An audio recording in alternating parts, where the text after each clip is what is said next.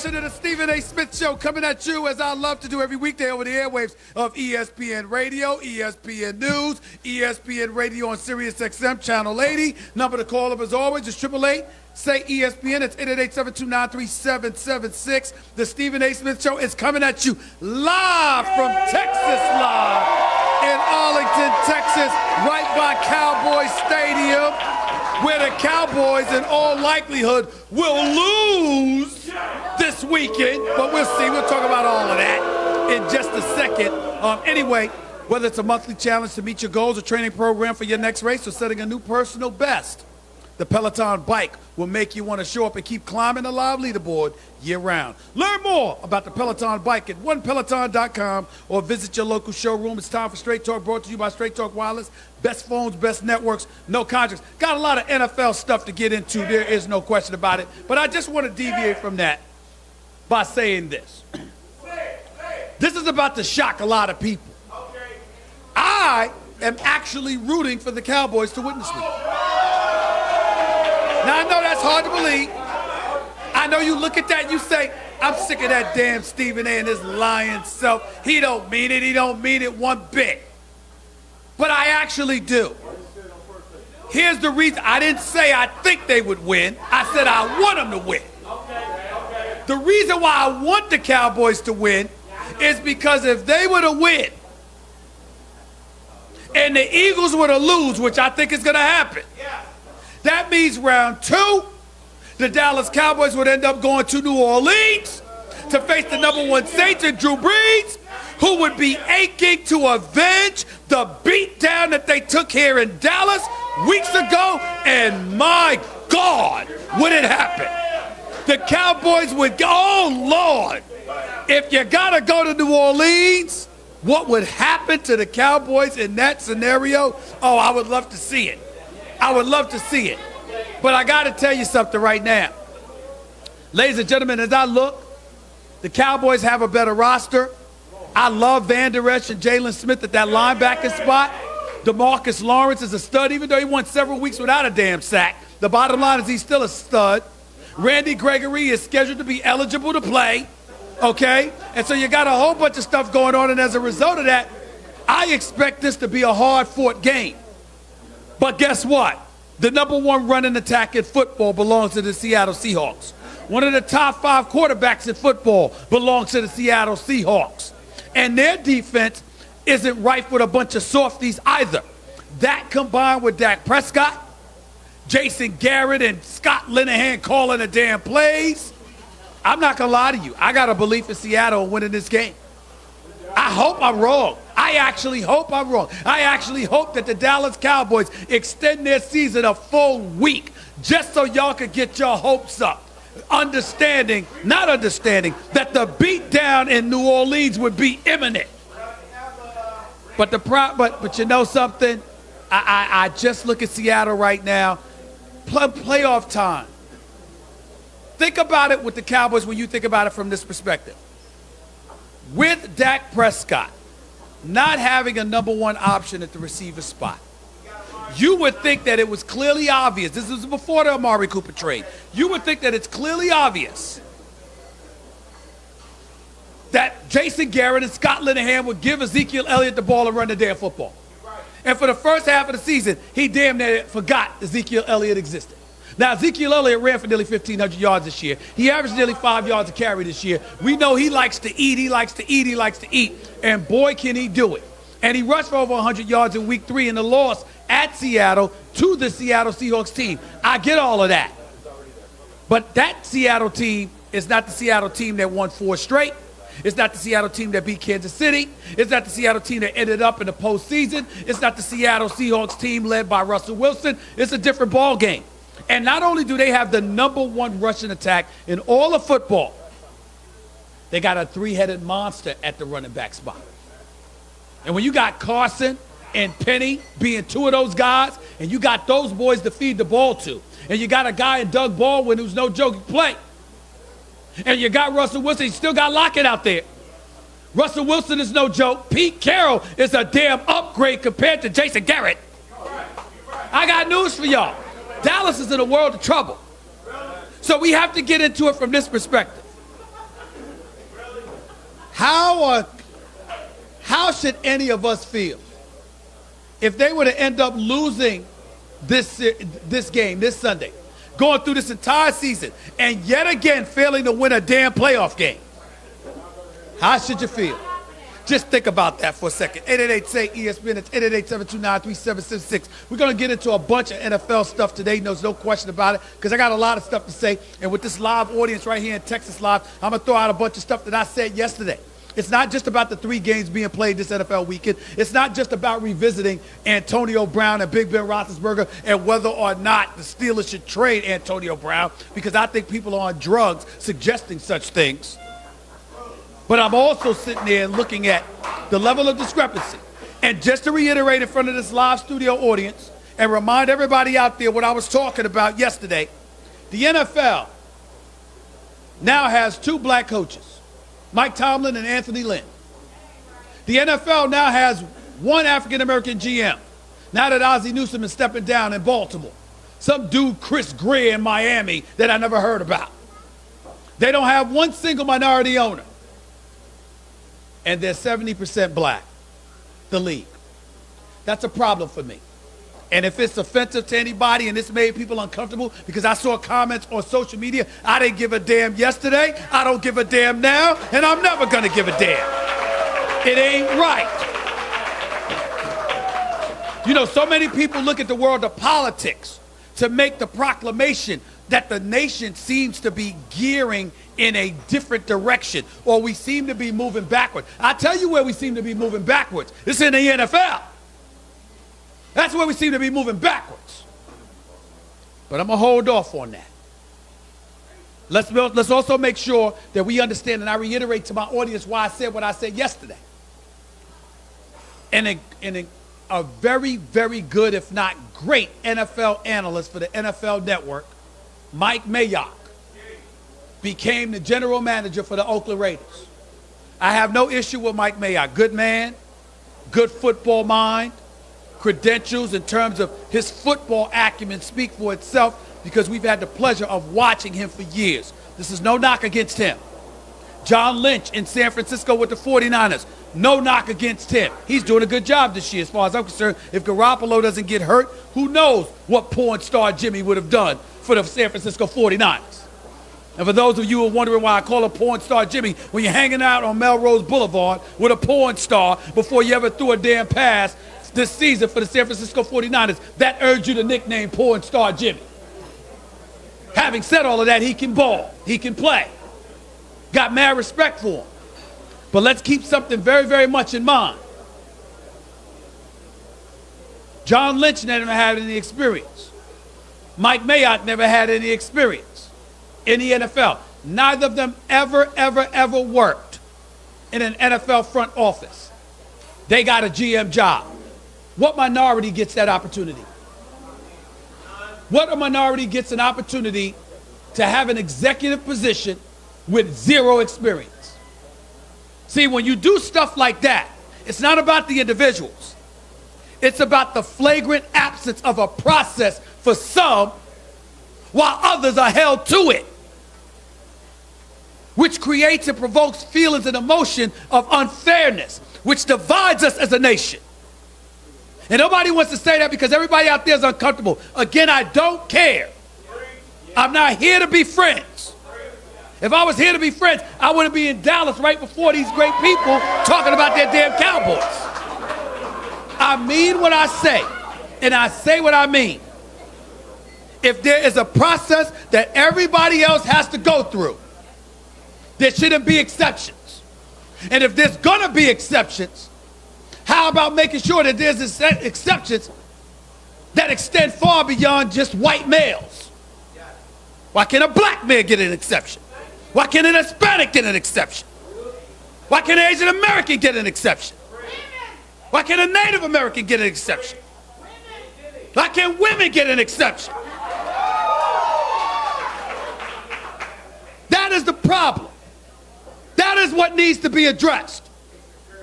And that is what the NFL needs to focus and lock in on, because clearly the Rudy rule was violated. If not flat out just circumvented. And that is what needs to be said. I said it yesterday. I'm saying it now. I'm going to say it tomorrow. I'm going to say it next week. I'm going to say it next month. I'm going to say it next year. As long as I got breath in my body and I'm working on these airways, I'm going to say it. And I don't give a damn how anybody else feels. This is the Stephen A. Smith Show. You better ask somebody. 888-SAY-ESPN. That's 888-729-3776. Now let me transition to a much lighter subject and get to the NBA. First of all, let me applaud the NBA for what I'm seeing. Oh, by the way, on that same subject, NBA clearly doesn't have that problem because they had the first minority that majority owned the franchise in Bob Johnson, who ultimately sold it to Michael Jordan. So the NBA's ahead of the curve, not behind it. So I applaud them for that. But let me get to the court. I love, even though there's too many ticky-tack calls, there's too much time with instant replay, I got that. But I love the brand of basketball that I'm seeing. The NBA clearly wanted to go the direction of more offense, and that's what they're doing, and I'm loving that. I'm loving that. But I also want to say this. What a game last night with the Houston Rockets and Golden State Warriors. We saw Klay Thompson get a stroke back. We saw Kevin Durant doing his thing. We saw Steph Curry putting on a little show. But all of that paled in comparison to a guy by the name of James Harden. Now, here in Dallas, or outside of Dallas, they don't care too much about that because they sold on Luka Doncic, who's going to be Rookie of the Year. He can ball.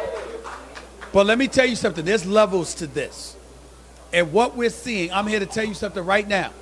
What we're seeing from James Harden right now looks like the best offensive player in football. He looks like the best offensive player in all of football. All of basketball. All of basketball. I mean, he looks absolutely sensational. I got football on my mind, I apologize. In basketball. He's got a three. He's got a mid-range game. He's got a nasty handle. He can get to the rack anytime he wants to. And oh, by the way, he's making free throws at 85%. This brother is something to behold. What James Harden is doing right now is literally carrying the Houston Rockets on his back. Without Chris Paul with the groin injury, without Eric Gordon, James Harden has taken the Houston Rockets on his shoulders and said, give me the damn ball, I'll carry you there. Now, Houston shot 54 threes last night. 54 threes. They had 54 three-point field goal attempts. James Harden made 10 by himself. But I'm telling you right now, Mike D'Antoni, give him a little bit of credit as well, because guess what? That's the style he employs. When you got Gerald Green launching 10 three-pointers, you know that's the system. But the Houston Rockets, assumed dead, has resurrected because of the one man and one man only. Austin Rivers had a damn good game last night. But they have resurrected because of one man, the reigning league MVP, who right now is in a two-man race for league MVP honors with the Greek Freak. Now, you could throw Paul George in there. When LeBron comes back, you could throw him in there. But the Greek Freak and James Harden right now are going at it for league MVP honors. You can throw Kawhi Leonard up in there too, even though last night was not his greatest night. Now, some people are going to look at the Spurs fans in San Antonio last night who booed Kawhi Leonard upon his return. And they're going to sit up there and they're going to get on them. They're going to talk, some folks are going to call them classless. Some folks are going to look at San Antonio Spurs fans and think they were wrong, etc. Ladies and gentlemen, they were not wrong. I have nothing against Kawhi. I like Kawhi a lot. He's a superstar. Minds his business, grabs his lunch pail, goes to work, does what he does. Kawhi Leonard is a superstar in this game. He is a champion. He is an NBA Finals MVP. He was a consummate professional. Kawhi Leonard was special. And I applaud Greg Popovich for saying all of those things he said. But if I am a Spurs fan, not anybody else, if I'm in any other city, if I'm an NBA fan overall, I don't care. But if I'm a Spurs fan, you damn right I would have booed him. He wanted out. He didn't like the Riverwalk. He wasn't enamored with San Antonio. It wasn't the most exciting place for him to be. All of that stuff. He wanted out. But by wanting out, you basically said, look, I appreciate you fans and all of that stuff, but I don't want to be a part of y'all no more. And if ever there's a reason for a fan base to boo you, that would be it. Particularly when your feelings forces the rest of us to question what truly happened with the San Antonio Spurs. You had folks questioning the Spurs organization as to whether or not they messed him up injury-wise. They handled his injury appropriately. This was the gold standard of the NBA that was under scrutiny by the national media and beyond because of what Kawhi's camp proclaimed. Now, the fact of the matter is, that's what it comes down to. So if that was the case, of course they're going to react to the San Antonio, to Kawhi Leonard that way. It's perfectly understandable. And everybody needs to understand that, accept it for what it is, and that is that.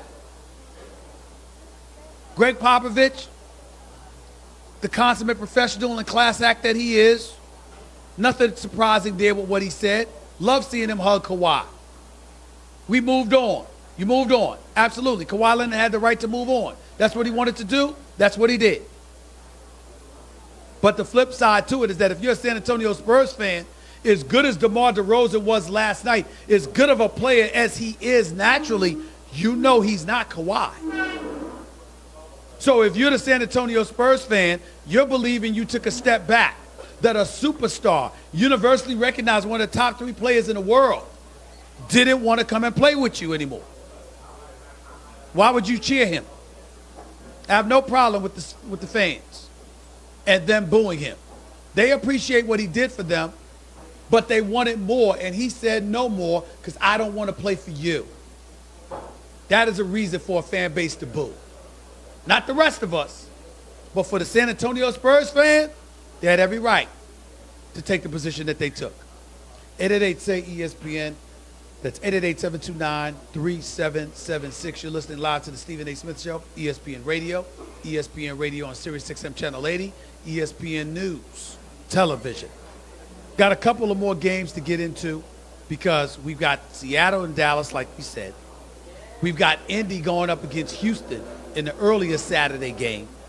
We've got the Chargers against Baltimore, the 1 o'clock game on Sunday. And then we got the Eagles heading to Chicago for a 4:40 p.m. Eastern Time game Sunday afternoon. I'm going to tell you this, too. I'm also intrigued by what I'm going to see from Houston. Now, as you all know, I've already proclaimed that the best team in Texas is in Houston. I've often said that. It's not in Dallas. It's in Houston. And they proved that this season, not just by beating Dallas earlier when Jason Witten had brain freeze, but they also did it because they had a better record. They won a division. They went on a hot winning streak. They won 9 straight, 10 of 11, all of this other stuff. But now the playoffs are here. Now, Deshaun Watson is a stud, and we have no doubt what he's capable of because we saw him play in an NFL-style atmosphere, as far as I'm concerned, when he was playing at Clemson against Alabama in back-to-back national title games. And now you're in the NFL, and you're going to be in the playoffs. Deshaun Watson is a baller. But he's going against Andrew Luck. And I don't know if y'all have seen or recognized this, but Andrew Luck, out all of last year with that shoulder injury, career in jeopardy, is back, ladies and gentlemen. He's back, and he's better than ever. And do you know why he's better than ever? Because he's being coached better than ever. Frank Reich's done a hell of a job in Indy.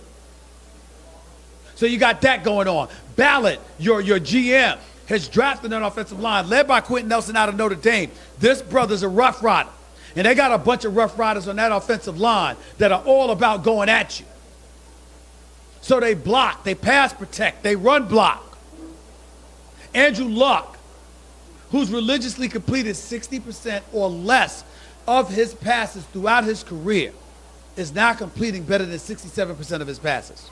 He's thrown 39 touchdowns, just 15 interceptions. He still has T.Y. Hilton. He's got Eric Ebron, who they picked up in the offseason. That was a big-time pickup. I got news for you right now. Indy is no joke. And even though it's in Houston, and even though it's on the road, I think Indy can beat the Houston Texans. Because I don't know if J.J. Watt and Jadeveon Clowney and those boys are going to be able to get to Andrew Luck. And if you can't get to Andrew Luck, what you going to do? Am I supposed to believe that the secondary for the Houston Texans are going to close the deal? Particularly if Andrew Luck has any time to throw? I beg to differ. I really, really do. What say you? You know where I stand. 888-SAY-ESPN. It's 888-729-3776. We'll get into more of these NFL games as the show progresses. Right here with Stephen A. on ESPN Radio and ESPN News. By the way, when you're hiring, you don't want to waste time sorting through dozens of irrelevant resumes. You want an efficient way to get to a short list of qualified candidates. That's why you need Indeed.com. Post a job in minutes, set up a screen of questions based on your job requirements, then zero in on qualified candidates using an intuitive online dashboard. Discover why 3 million businesses use Indeed for hiring. Post a job today at Indeed.com/hire. Search for greatness. Search Indeed. 888-SAY-ESPN. It's 888-729-3776. It's live from Texas Live. I'm talking about the Stephen A. Smith Show, surrounded by a bunch of Cowboy fans that's going to be very, very depressed once this weekend. The call-up is always 888-SAY-ESPN. That's 888-729-3776. In a little while, just a moment or so. Well, actually, he's there now. I'm talking about our resident NFL analyst and insider, particularly when it comes to NFL front offices. The great Louis Riddick is on the phone with us as we speak. What's going on, Louis? How are you, man? Happy New Year. I'm doing good, Stephen A. You're very faint. I can barely hear you, but I hear you. Well, listen. Oh, well, shoot. I'm sorry. That's rare. He told me he could barely hear me. I've never heard that before. People barely hear me. This is new. So we're going to roll with that. All right, I hear you, but let's get... Oh, you hear me now? Yeah, let's get right into it. What's the most intriguing game in your mind this weekend? We got Houston playing Indy in Houston. We got the Cowboys hosting Seattle on Saturday. Then Sunday we got the Ravens hosting the Chargers. Even though the Chargers got the better record, they didn't win their division. The Ravens did. That's why they get home field advantage. And then, of course, there's obviously Philadelphia visiting Chicago. What's the most intriguing game in your mind this weekend? Well, for sure, it's the last one you just mentioned. It's Philadelphia visiting Chicago because of how much faith and how much belief I have in Chicago's formula and their ability to play complementary football to the degree that I believe they're capable of making a run all the way to the Super Bowl. Louis, let me interrupt. Let me interrupt Louis for a second to inform my listeners that Louis Riddick has picked the Chicago Bears to go to the Super Bowl or to win the Super Bowl. Which one was it, to win it all or to go? Oh, I picked them to go and to win it. And I'll tell you why. Go and to win it all. Why. Look, complementary football is something I believe in. You know, we've talked about it a lot. We've talked about it a ton, all right? Coaching is something I believe in. We've talked about it a lot. I believe wholeheartedly in Vic Fangio and his ability to dissect offenses and put his players in position to succeed. They have a championship-caliber defense. I believe wholeheartedly in Matt Nagy, even though he's a first-year head coach. I believe in the fact that he understands what his offense needs to do to complement its defense in order to win football games. And I think Mitch will play his best football of the year over this next month. I think special teams-wise, Tariq Cohen is one of the most dynamic return men in the NFL, and he will win a game for Chicago on a punt return. Watch how this plays out. So I believe this team is built to travel. I think they are very much so immune to all the outside noise and people doubting them. And I think where it really matters, 1 through 53, I think they have the horses to get it done. This game against Philadelphia is going to be a heavyweight fight. It's not. I mean, it's going to go right down to probably it'll be a 3-point game because both sides of the ball have game records. Well, let's just say on defense in particular, Fletcher Cox and Michael Bennett are no tandem of defensive linemen are playing better than those two, and Akeem Hicks and Khalil Mack. It doesn't get any better than that. Those 4 players right there are worth the price of admission and are going to be worthy of your time to sit down and watch this game because they'll put on a show. And the quarterbacks are going to have to make a play, and Mitch is going to have to rise up, and I think he will. Louis Riddick, I was surprised that you didn't bring up Doug Peterson and the Matt. You said you brought up Matt Nagy, but you didn't bring up Doug Peterson. They obviously worked under. They come from the Andy Reid tree, former coach of Philadelphia, now at Kansas City. We know that they know each other well, that they're pretty close, they're good friends, etc. I'm surprised you haven't brought up that dynamic in terms of a Super Bowl champion like Doug Peterson having an idea of what Matt Nagy may want to throw in his direction and being in a position to be prepared for it because he knows him so well. Sure. Hey, I've talked to you extensively about my respect for Doug and how working with both of those guys during my time in Philadelphia, I consider them both very, very close friends. Very close friends. And there's no question. Look, that dynamics you're talking about is going to go both ways. I mean, Doug will have some feel for what kinds of things that Matt is going to try to exploit on Doug's defense, meaning their secondary in particular. He knows that they're going to have to adjust some of the things that they do in order to protect them from getting caught out of position and Matt catching them on one up over the top. He'll be able to work with Jim Schwartz, their coordinator, on that, and vice versa. Matt will be able to talk to Vic Fangio about some of the things that Doug liked to do because of all their familiarity with one another and all their time that they spent game planning together in Philadelphia, game planning together in KC, just talking about what they like to do philosophically themselves, what kind of quarterback play they like, what they like to stress with their quarterbacks, what they like their quarterbacks to try and do and accomplish. I mean, there's so much familiarity. That's another reason why the game will be tight. But I think Chicago has more playmakers than Philadelphia, and they have the advantage of being at home. And I think there's just going to be so much emotion and so much energy in that stadium on Sunday night that I think Chicago's going to get this one. Real quick, because I want to get to the other games. Real quick answer from you on this last point about this game. Would the Eagles have a better chance with Carson Wentz than they do with Nick Foles?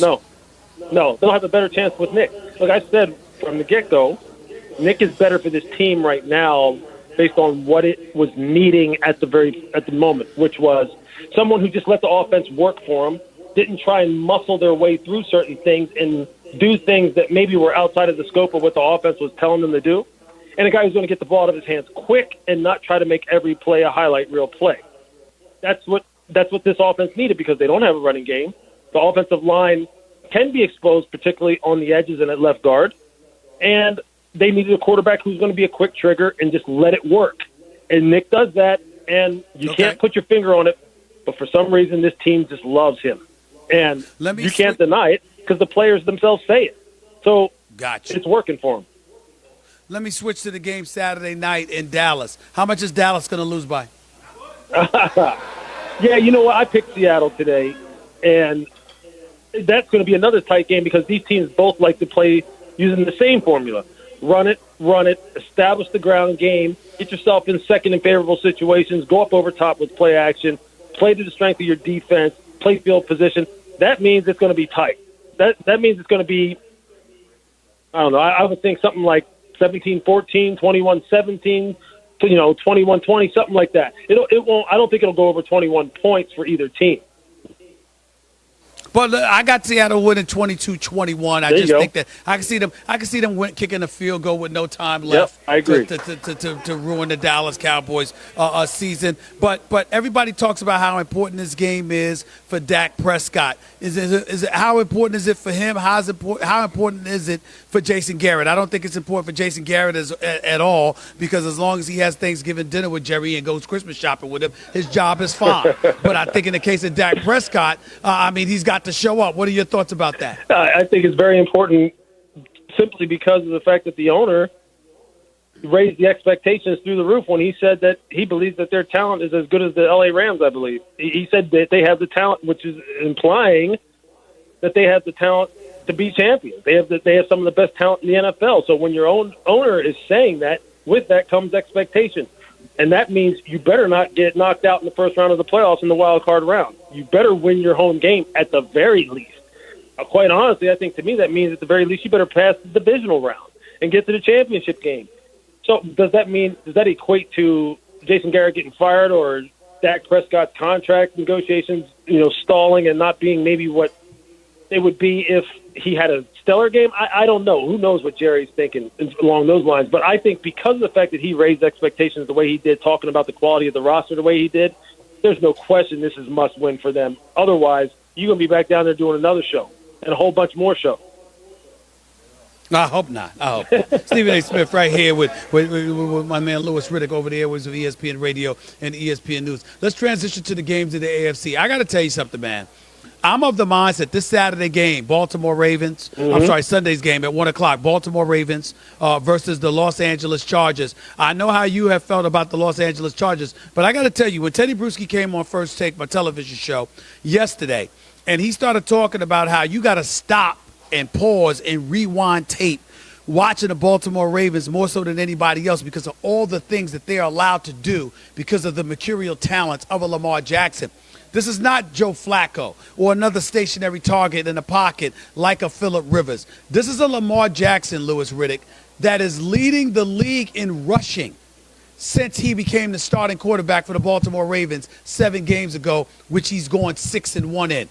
I think this guy can cause the Chargers an awful lot of trouble, and I think a second go round at them, with it being in Baltimore this time, could work for the Ravens. What say you?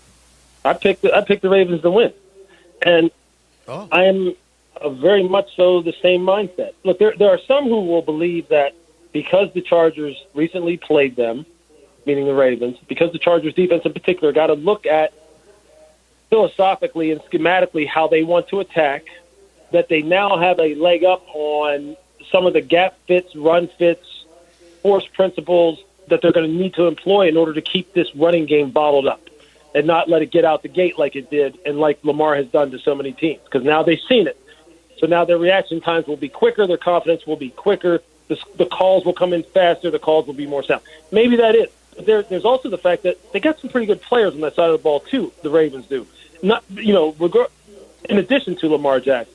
So I think that, coupled with the fact that if you remember in the first game, Lamar hit some big plays over the top throwing the football on the Chargers as well, that's still a component that's still improving. It's not where it needs to be as far as his throwing, but it's still improving. And defensively, they blanked the Chargers. Blanked them. Unless you think the Ravens that was an aberration or a one-off type deal, which they've proven all year long that it's not, notwithstanding how they got gutted pretty bad by Baker Mayfield and the Browns last week. I think they'll get that corrected. I think they'll be at home. Crowd noise will be an issue. Emotion will be an issue. Momentum will be an issue. And I think they win the football game. Now, the last thing I'll say about that is this. People want to say you can't win with Lamar Jackson not throwing the football as efficiently as he's going to need to. You can't win like that. Over the long haul, probably not. For the next 3 games, why not? Let me ask you this. So let's see. Lamar Jackson, is he better than what Michael Vick was when Michael Vick was balling? No, look, I was with Michael Vick in his best year when we had him in Philadelphia. I believe it was 2010. Michael was a smooth, easy, fluid thrower, tremendous mechanics at that point because Andy and Marty Mornwood got their hands on him and really worked with him. Michael, at his height, was as good as it gets.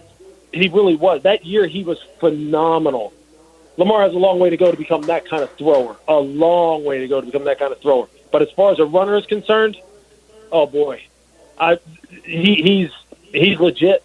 He's legit. I mean, his statistics show it. But as far as being a thrower, he has a long way to go to reach Michael as far as the level that he was playing at when he was at his height. Before I let you get on out of here, I mean, when I think about it, you've got the Ravens, but there's still Indy and the Texans. Andrew Luck or Deshaun Watson, who you going with? I'm going to go with Luck because, look, Andrew's offensive line is better than Deshaun's. Andrew, I think, has learned to take what the defense is going to give him, maybe take some things away from him and rob him of some things they're not going to give him, but I don't think Andrew's going to risk protecting the football and risk himself in terms of his health anymore with reckless play. I think he's learned his lesson. And they have shown that they can hit big play after big play on them in the first 2 games already. On the other hand, Deshaun was sacked 12 times in the 2 games that they played already this year. 12. And many of those sacks were his own doing. And he was sacked 62 times this year. So I don't like how he won't protect himself, and the ball is out there waving around with the possibility of him being stripped and putting his team in bad situations. So I don't like that. I know it's in Houston. We're going to be down there. It's going to be an exciting game, but I'm going to go with the Colts. Louis Riddick, looking forward to watching you on television call these games, man. And thanks for being on the show, man. Enjoy your weekend. We'll talk soon. You bet. Thanks. All right. The one and only Louis Riddick right here with Stephen A., ESPN Radio, ESPN News, 888-SAY-ESPN. It's 888-729-3776. We're going to get to your calls and more in a minute, so stick around. Don't touch that dial. You're listening to Live Stephen A. on ESPN Radio. By the way, when was the last time you checked your credit scores? Know what they are now, not from a year ago, with Credit Karma. The best thing about Credit Karma, it's always free, and there's no credit card needed. Just go to creditkarma.com or download the Credit Karma app. Learn what affects your scores and what you can do to improve them. Once you know where you stand, Credit Karma helps you figure out your next move. And Credit Karma also offers free credit monitoring. Visit creditkarma.com or download the app now. That's Credit Karma, Karma.com. More to Stephen A. Smith Show on ESPN Radio. Learn what affects your credit scores and what you can do to improve them with Credit Karma. Maybe you need to dispute an error in your credit report, or you're paying too much interest. Credit Karma can help with that. Visit creditkarma.com or download the app now. That's creditkarma.com. Geico, 15 minutes could save you 15% or more on car insurance. Visit Geico. 888-SAY-ESPN. It's 888-729-3776. Stephen A. Smith Show, ESPN Radio, ESPN News. By the way, you know what never goes out of style? Surprising a special friend or a loved one with 24 multicolored roses for $29.99 from 1-800-Flowers.com. To order, go to 1-800-Flowers.com/ESPN. Hey, fellas! 1-800-Flowers.com. $29.99 for 24 multicolored roses. There's women in here looking at y'all like y'all short. Going like, what's up? You gonna get me some flowers? Now let me tell y'all something, fellas. I need everybody to listen to me, and everybody to listen to me good, because this is important. Because I am the anti-Oprah. I root for the men. You understand? Oprah always got every woman's back on the planet.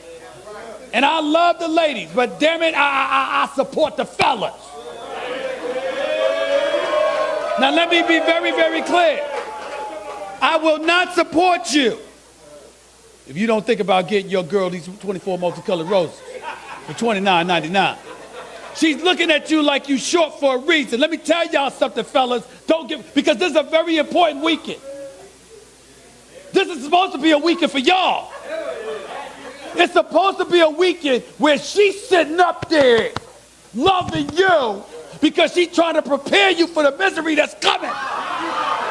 That's what she's supposed to be doing. All right?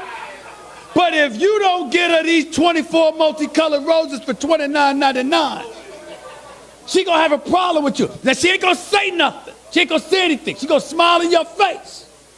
But behind you, she gonna be looking at you like this. I know this boy did not sit up there and tell me I ain't worth $29.99. So I strongly advise y'all that if you want to be happy this weekend, because it's going to be a hard Saturday night for you. But if you want a decent weekend before Saturday night, you better go get these 24 multicolored roses. I'm just telling y'all, 1-800-Flowers.com. Don't say I didn't look out for y'all. Don't say I didn't look out for y'all. You better get these 24 multicolored roses. I said .com, damn it. I didn't say a phone number. I said .com. 1-800-Flowers.com. That's what I said. See, you already messing up. You got it confused with a number instead of a .com site. You already messed up. She looking at you like you short. She's looking at you like you short. 888-SAY-ESPN. It's 888-729-3776. Let's get to the phones. Let's go to Jesse. You're live with Stephen A. What's up, Jess? Hey, Stephen A. How you doing, man? I'm doing all right, man. Go ahead. Talk to me. Hey, you know what? First-time caller. I usually don't call in, but I've been listening to the show this morning, and you mentioned about minorities being able to have access to ownership and GM jobs, and I just felt moved to call in. I'm a white guy, and I couldn't agree with you more. You moved me when you spoke, and I think this is more than just an NFL GM thing. I think that we're in a place in our country, it's a travesty that we're having these conversations in 2019. And I think that no matter who you are, where you're from, what your skin color is, you should have access to any position anywhere. So I support you. I had to just I call in appreciate and say that, I man. agree with you 100%. I appreciate that. Thank you so much. And I think I think that, listen, I believe America to be the greatest country in the world. And what makes us great is our diversity. And I think we can't forget that. You got to have a potpourri of people from all different walks of life. When you talk about balance, when you talk about fairness, when you're striving for peace and tranquility, well, guess what? The progressive steps towards ultimately capturing that goal is making sure that you address the elements of fairness.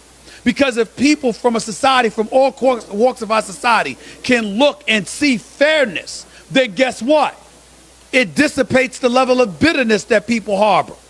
When people got a fair shot and folks don't get the job done, you don't hear people complaining much. You know what? There were several black coaches that were fired in the NFL this week. Do you see a bunch of people complaining? No, because you look at their record, you look at the lack of production, and you say, all right, they had a shot, they didn't get it done. But when you don't give them that shot, there's a problem. When they never get another chance, but when has-beens getting 3 and 4 chances, that's a problem. When you got a guy in a Mike Mayock or a John Lynch, and I'm not pointing about them, I'm only using them as examples because they're the ones that got hired. They did nothing wrong. They should have taken the job. And I think that Mayock would do a good job, and I think that John Lynch has done a good job. My issue is what black man, what Latino, what minority, period, is getting an executive job within the NFL without ever having any front office experience in the NFL whatsoever. It doesn't happen for anybody but white men. And that is where you elevate the angst of people, because you're reminding them that even in the year 2019, we are still dealing with this nonsense. And that is the problem. That is what needs to be addressed. And you want to resolve it? Plain and simple. Go out and give a black man or a Latino or a minority, some other minority, a job that has no experience. You know what? I got a pretty damn good job. I host my own national television show. I host my own national radio show. I don't have any experience whatsoever as an executive based on what the Raiders and the San Francisco 49ers have told us. I mean, why can't I be a president of basketball operations for the Knicks or the Lakers or somebody? I said yesterday, jokingly, of course, because my Magic is my man, but I'm like, Magic, you got enough money, you got enough jobs. Why don't you step aside, let me be the president of basketball operations for the Lakers? How come I can't do that? How come I can't do that? Mark Cuban, I mean, you a billionaire. I mean, look, man, you ain't won a championship in a few years. How come I can't be the president of basketball operations in Dallas? All right, the New York Knicks. I'm a native New Yorker. I know a thing or two about basketball. I don't have any experience. Zero. As an executive in professional sports. But based on what they're telling us, how come I can't get the job? Mike Mayock was on the NFL Network. I'm on ESPN, baby. You could be a president, you could be a GM in the NFL. How come I can't be a GM or a president of basketball operations in the NBA? Could you imagine what folks across this nation would do if one of these NBA teams hired Stephen A. Smith as the president of basketball operations?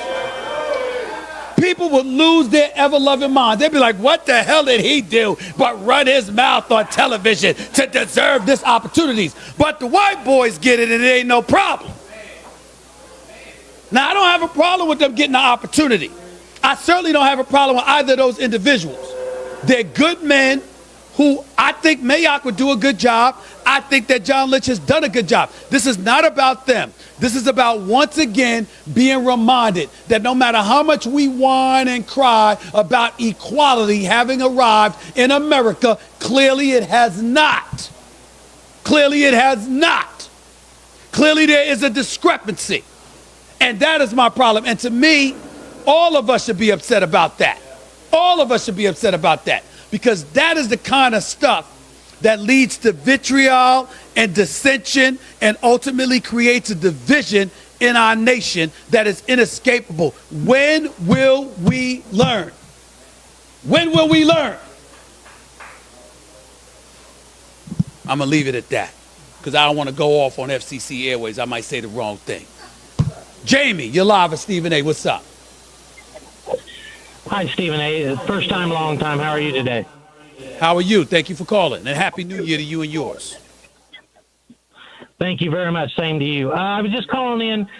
First of all, I guess I'll go ahead and say, like your last caller, I am a white guy, and my best friend is black, and my actually first long-term relationship I ever had was with a very fine black lady, and I'm definitely not racist. Here's my only comment is that what I'm afraid happens now is I understand racism is prevalent. There is still racism.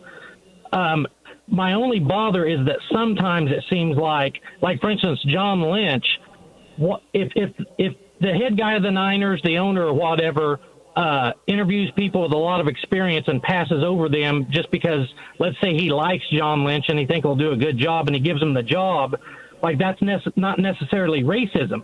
But it sounds like you're saying that it definitely is. No, what I'm saying, sir, and let me say this before I say any further. First of all, I thank you and I appreciate your call.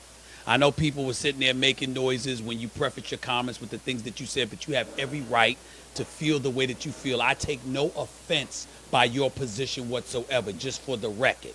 I disagree with it, but I will explain to you why. I didn't say racism. I'm talking about inequality.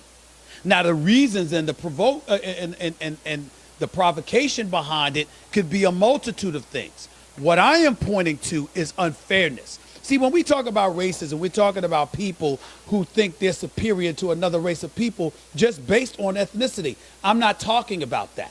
And I never brought up the word racism. I brought up unfairness. I brought up nepotism. And I brought up a system that is in place that clearly favors and caters to one race above all else. So it's not about putting somebody down. It's about uplifting yourself in a very unfair standard. And that's why I point to ownership. That's why I point to things like that, because it's important. In other words, if you have minority ownership, you have representation, right, sir? And if you have that representation, then the chances of these kind of things happening either A, won't happen, or B, it will happen for more than just white males. That's the point. We're not trying to sit up there and say that I'm not telling you that John Lynch doesn't deserve the opportunity because of John Lynch, or Mike Mayock doesn't deserve the opportunity because they're Mike Mayock. These are credible individuals. John Lynch was a hell of an NFL player. Mike Mayock, I am telling you as somebody in this industry, did a tremendous, tremendous job, knows the NFL draft, is an acute football mind, is outstanding at what he does. But the bottom line is, based on what they're telling us, he got that job because of his relationships, because there was no resume. And so when we talk about, think about, sir, when I ask you this question, Jamie, think about education inflation and how inflation for education increases exponentially over regular inflation. In other words, everything zooms up, everything balloons. We're preaching to kids about going to college, getting your education, working hard, busting your tail, and you too can find yourself in a certain position. And then we turn around and we debunk all of that to take care of friends. You don't see a problem with that? Because I'm here to tell you, there's a huge problem with that. You could say, people can sit up there and they can say, well, Stephen A., who the hell are you? Well, you got your radio show, you got your television show. Were you there for me the first 20 years of my career when I pounded the pavement? When I was working 18 hours a day, sometimes 20 hours a day, when 6 of those hours a day were for free because I was covering high school sports on my own dime just to build a portfolio? When I was doing school lunch menus and calendar items and birth listings and clawing and scratching my way to relevancy? When I started off as a high school reporter? When I went to the Philadelphia Inquirer to cover colleges? When I was sitting there and I was doing internships at multiple newspapers? When I was working in Archdale, North Carolina, living off of $14,000, eating tuna fish and Kool-Aid 7 days a week, because that's all I could afford? I didn't get here overnight. I had to scratch and claw my way to get to this point. So if you put in that work and you tell us that that work is what is required for us to get ahead, and then ignore that just because you boys with somebody, who has a chance? It's not even about your competence at that point. It's about relationships. And is that really what we want to teach people? Particularly in America, in this day and age, that it ain't about your competence, it's about the friendships that you cultivate? That's the message that we want to say? Sir, I would beg to differ. I'll give you the Are you last still word. there? Yes, I'll give you the last word. Oh, Go ahead. okay, Stephen. What it sounds like you're saying is, and I love your show, by the way, just to throw that in Thank there. you. Thank you very much. Thank you. What it sounds like, by the way, is what you're saying is, because I'm sure like John Lynch getting that job because he has buddies and everything. I'm sure there are also a lot of white guys that had experience that got overlooked in that system as well. And if you're talking about fairness, you're not necessarily talking about against people of color, but it does sound like you're talking more that it's about color. That's why I use racism. I see what you're saying. No. Stop right there. I get what you're saying, and I appreciate your point. I understand that because what you're saying is I'm just pointing to the minorities. Well, the only reason I'm pointing to the minorities is because it never happens for minorities. The fact of the matter is it happens, albeit a few, because make no mistake, there's a whole bunch of white males that got screwed over in favor of Mayock and the Lynches of the world. I get that. Minorities are not the only victims of such nepotism. But the fact of the matter is that somebody white is usually the one benefiting. And never has it been anybody from the minority community. I just gave you two examples. You give me one example that you can think of where a minority, any ethnicity you want to choose, has no experience whatsoever and becomes an executive for an American professional sports team. When does that happen? I'm not sure on that, but I can tell you this: if there's 30 owners in the NFL, it hasn't happened. If there's 30 owners in the NFL and they're all white, does that definitely mean that that's racist, or is it possible that there just happens to be 30 owners? Well, wait a minute. You know why I can point to that? Because there are black people who are owners. Who have money, and they pooled their money together and they wanted to become NFL owners, and they weren't letting the club. We got to remember, this is before it cost $2 billion to buy an NFL team. There's been folks that Bill Cosby, I'm sorry to bring up that name, but he actually wanted to become an NFL owner once upon a time.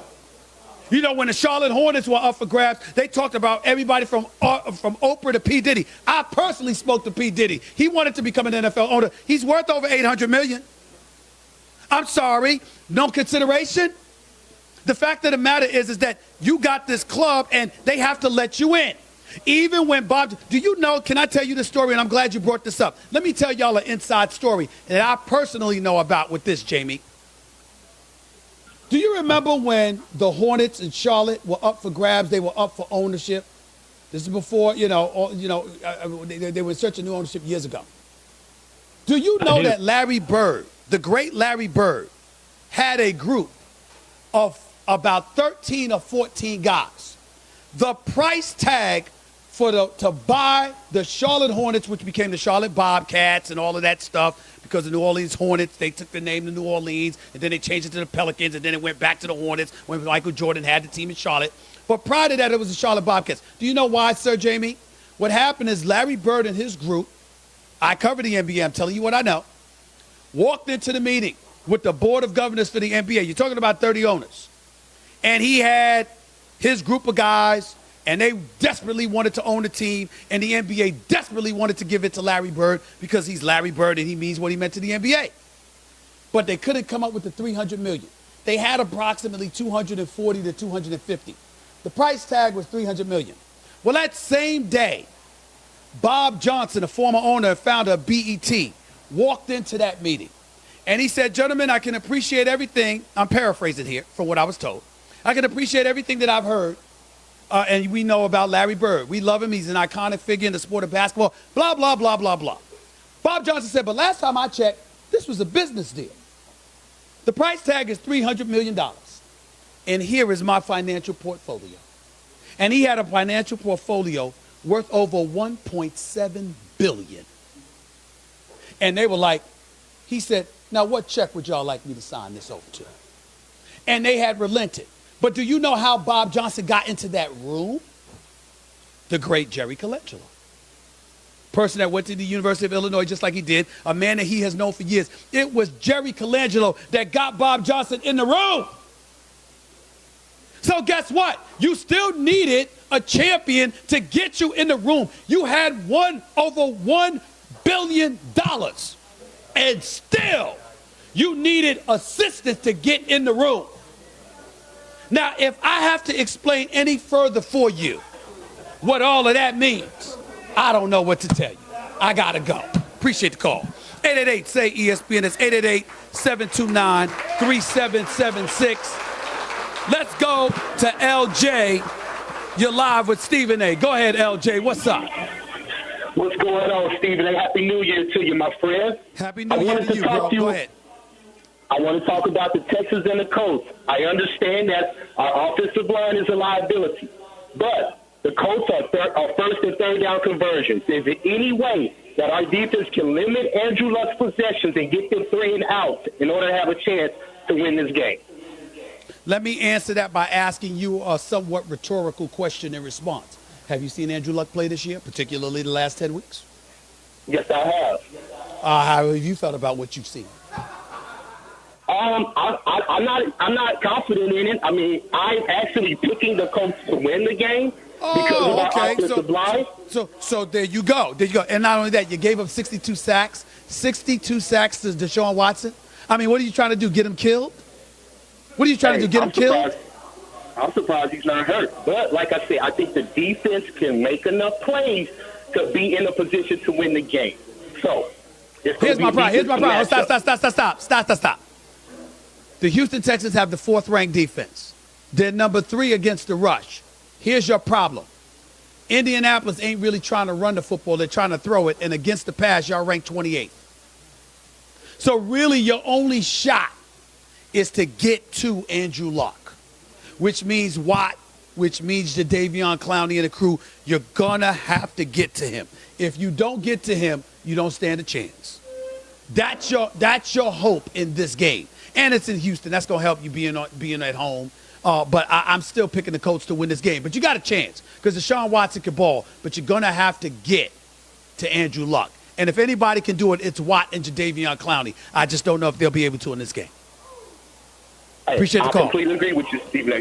Thanks a lot, man. Appreciate the call. 888-SAY-ESPN. It's 888-729-3776. By the way, Peloton is a game-changing indoor cycling bike that brings the energy of live studio classes right to your home anytime you want, winter or summer, rain or shine. Whether it's a monthly challenge to meet your goals, a training program for your next race, or setting a new personal best, the Peloton bike will make you today. This is Stephen A. Smith Show coming at you live from Texas Live in Arlington, Texas, right down the road from Texas Stadium where the Cowboys play, scheduled to lose tomorrow night against the Seattle Seahawks in the wild card playoff game. 888-SAY-ESPN. It's 888-729-3776. Let's get back to the phones. Let's go to Levi. You're live with Stephen A. Talk to me. Levi, are you there? Stephen A. Talk to me. What's up, man? Happy New Year. Happy New Year to you. You too. Go ahead. I'm a diehard Kansas City Chiefs fan, so I just want to say this. This is the second time that Chris Jones has been snubbed from the NFL. The first time he was snubbed from the Pro Bowl voting. He should have made the Pro Bowl as a starter. And I'm looking at the NFL AP first team off selection, and I'm seeing that he was snubbed from that as well. No disrespect to my man Fletcher Cox. I love Fletcher Cox. I think he's a baller. But I do think that Chris Jones had a bigger impact on the field this year than Fletcher Cox. So in other words, on the eve of the playoffs, you want to call up and whine about how somebody missed the Pro Bowl. Do you really think I care? I mean, right now, when the players are about to begin, you really think I give a damn? I mean, I just want to know. The players are about to begin, bro. The players are about to begin. Listen, let me turn my attention to the defense of the Kansas City Chiefs. Go ahead. The defense at home allows 18 points per game this season, which is 6th in the NFL. So knowing that, how confident are you in the Kansas City Chiefs, mainly their defense, to right the ship? I have no confidence. I have no confidence in Kansas City's defense. They can't get stops when they need to. You can run all over them all day long. The flip side to it is that their offense is so prolific. I think they can outscore most opponents. Maybe not all, but they can outscore most. If Kareem Hunt was still there, I would pick the Kansas City Chiefs to win the Super Bowl championship this year. If Kareem Hunt was still there. But because he's gone, I think their offense, there's a clear difference in their offensive prowess with him gone than existed when he was there. And that's why I feel so bad for them. I really do. Because I think his loss really hurts them. Appreciate the call. Cam, you're live with Stephen A. What's up? What's up, Stephen A., man? Happy New Year. Happy New Year. Talk to me. I was calling, got two things. First of all, my coach is on fire right now. I'm loving how we playing. I really feel like we can go against anybody right now. I see us getting this W, not easily, but easily, against Houston tomorrow. But my pick so far, AFC, NFC Championship, who you got? I'm going for Kansas City against my Colts, and then Chicago against the Saints. I got the sneaky feeling that the Ravens are going to end up in the AFC Championship game. I think Lamar Jackson is going to take the Ravens to the AFC Championship game. I think their defense is filled with a bunch of Rough Riders. I think they're going to respond to the challenge. And I think Lamar Jackson, people are going to have a tough time figuring out how to defend against this man because he can run the football so well. You know who I think Lamar Jackson is going to be? Are y'all ready for this? I think Lamar Jackson is going to be Kyler Murray in the second half against Alabama. That's what I see Lamar Jackson doing against the Chargers. That's what I see him doing. And I got mad respect for the Chargers and what they're bringing to the table. But I think that when you have, listen, Lamar Jackson is the leading rusher in the NFL since he was inserted into the starting lineup by the Ravens. The leading rusher in the NFL. Think about that for a second. Ezekiel Elliott, Todd Gurley, and others haven't rushed for more yards than Lamar Jackson has in 7 weeks that he's been a starter. I would be very, very worried. That's just me. Appreciate the call. Let me go to my man Champ. You're live with Stephen A. Happy New Year. What's up? Well, Happy New Year. What's up? And I'm agree with you with the Ravens about they got a shot to get to the championship game, but it's going to come down to if the Colts can upset the Houston Texans. And another thing, too, Philadelphia, you got to watch that game because if Dallas can beat Seattle and Philly can upset Chicago, that means Philly goes to New Orleans because I don't think Chicago, if they win, can go to Los Angeles and to New Orleans to get to the Super Bowl. Well, so they're not. We got to watch out for the two games. I'm not even thinking about Chicago in the Super Bowl because Trubisky's their quarterback. I agree. I'm not even thinking about them today because James Harden is having one of the best years I've seen in 15 years, and he's without question the best left-handed basketball player in NBA history in terms of on the perimeter. And when you look at James Harden, like I said earlier in the year about Kevin Durant, I think Kevin Durant is by far the best offensive player because he can score from the three-point line at 30 a game, the mid-range, and also in the post. James Harden can get the three and get to the basket. His mid-range is not outstanding as Kevin Durant, but I think it's not even a debate who's the MVP of the league right now. I think the whole Greek freak conversation is for the guys in the media trying to build the next great young player in the NBA. I don't think Greek freak is a top 7 NBA player, and the East is a JV league, and until they can prove that they compete with the West on a night in and night out, I don't think nobody in the East should even garner the respect of being the league MVP. That's my take on it. Well, I would tell you this, though. Here's the only thing that I would disagree with you about the comparisons between James Harden and Kevin Durant. When you're talking about ability, there is no question that Kevin Durant being 6'11", with that wingspan and those skills, his offensive prowess is surreal. My issue, Champ, with the comparison and why I would give James Harden the edge right now is James Harden is more aggressive and assertive than Kevin Durant. Kevin Durant is perfectly fine being efficient and judicial and sharing the wealth. He don't want to carry that kind of load. And he even, listen, when Steph Curry was out, he dropped 40 a couple of games. But we're talking about a guy in James Harden that's averaged 40 over the last 11 games. We're talking about a guy that looks to take over. And so for me, it's one thing to have the skill. So if you're talking about a skill perspective, that's different. But I got to take into account your want to. Your want it. And I think James Harden is a guy that does not mind at all taking the mantle and saying, hell with it, I'll carry you there. Whereas with Durant, he's like, I really don't want to. I can if I have to, but I really, really don't want to. That's the difference for me between the two. I'm going to leave with this one, and you're going to think I'm crazy when I say it. James Harden, the way he's playing right now, is the third best shooting guard I ever seen in my life. Well, Happy right, New talk Year. about right now, there's no argument there. I think right now, you're right. The problem is that hasn't always been him, and the great ones that are put before him did it more consistently over a longer duration of time. But based on what we've seen the last 3 years or so, shoot, that's a legitimate argument. I can't dismiss that. Happy New Year. Appreciate the call. 888-SAY-ESPN. That's 888-729-3776. You're listening live to Stephen A. ESPN Radio, ESPN News. Ty, you're live with Stephen A. What's up? Stephen A., Happy New Year, first off. Happy New Year. Thank you. I watched your show. I'm a big fan. I don't mean to bounce back and forth between basketball and the football, but I gotta get to the football. The football. These Cowboys fans are killing me. They're killing me. Seattle has got their number. Do they not remember the playoff game with Tony Romo when you brought the poster board in? In fairness to them, that was in 2006. That's 12 years ago. That's fine. But okay. Listen to this, Stephen A. The Cowboys going against the Seattle Seahawks. Look at Russell Wilson. Russell Wilson is, I'm going to have to say, probably along the lines, in the same list now with Ben Roethlisberger as far as staying plays. I don't think there's no other guy that can do it as good as him, Big Ben. I think Russell Wilson, I think you can make a legitimate argument that at this stage of point in his career, Russell Wilson extends plays better than Ben Roethlisberger and all around is a better quarterback than Ben Roethlisberger. Now, that's your boy, Stephen A. He's on the Steelers now. I wouldn't go that I know. far. I just said it. I'm sorry. Your name is Ty from Maryland. You calling into the Stephen A. Smith Show. You're speaking to yours truly. I'm saying it. It's how I feel. But I will say this. Go ahead. I will say this. Don't be surprised if the Cowboys lose, because I'm right there with you, Stephen A. I pray that the Cowboys lose this game and destroy those hearts of those Cowboys fans. Yeah.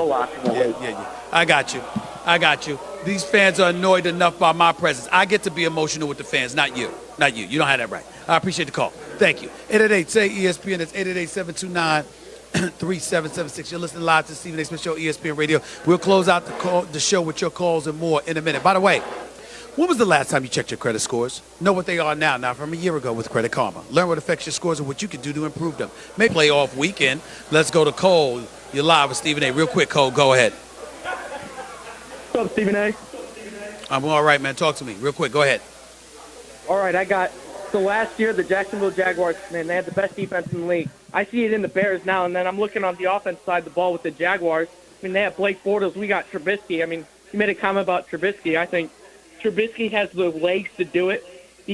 I still think the Bears are going to run into the Saints in the conference finals, and I think they got a shot. Okay. Well, yeah, I think they got a shot, too, especially with the Rams being hobbled. They're the superior team to Philadelphia, and if they play the Rams next, Rams don't have Cooper Kupp, and Todd Gurley is coming back. Even though they say he's going to be ready to go, he has been a bit hobbled, so you might have a point. We'll see. Thanks a lot, man. James, you're live with Stephen A. Real quick, James, go. What's going on, Stephen A., man? Happy New Year, bro.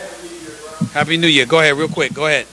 Man, I want to know, do you think if the Cowboys lose in the first round playoffs, do you think Jason Garrett's gone? Nope.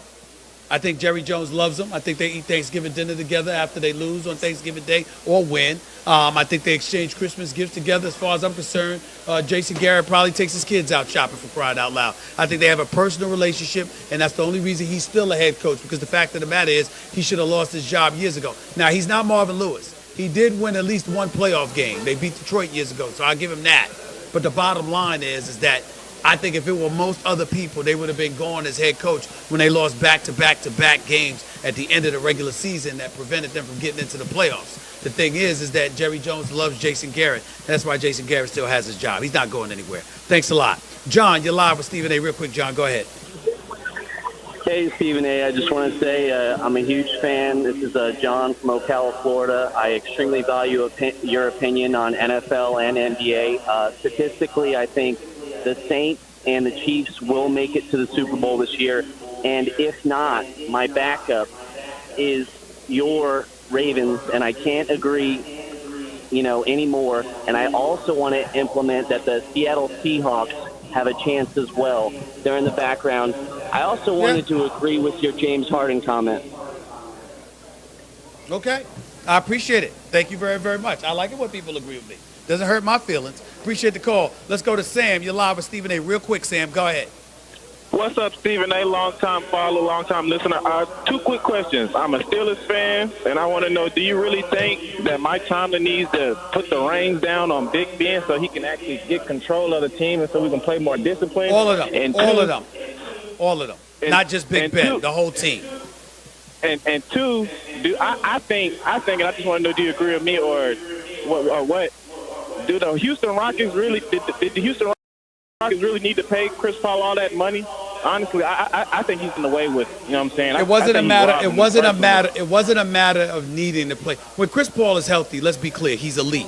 He's a future Hall of Famer when healthy. That's the bottom line. The problem is with him, health is an issue from time to time. What I would say to you, however, is this. When you look at Chris Paul, they didn't give him $160 million over the next 4 years just because he's Chris Paul. You come there and you promise you're going to take care of a guy. If you violate that promise, you'll never get another marquee free agent to come to your squad. So it's tantamount to what the Knicks did with Allen Houston many, many years ago. Allen Houston couldn't get $70 million, couldn't get more than $70 million from any other team. It wasn't even allowed. And the Knicks still gave him $100 million. Why? Because they promised him. That's why. They promised Chris Paul they were going to take care of him with the max, and that's what they did. In my opinion, though, Chris Paul should have taken less so they could have kept Trevor Ariza. Then they would never have had these problems early. But that's just me. I'll holler at y'all Monday after NFL playoff weekend. Until then, peace of love.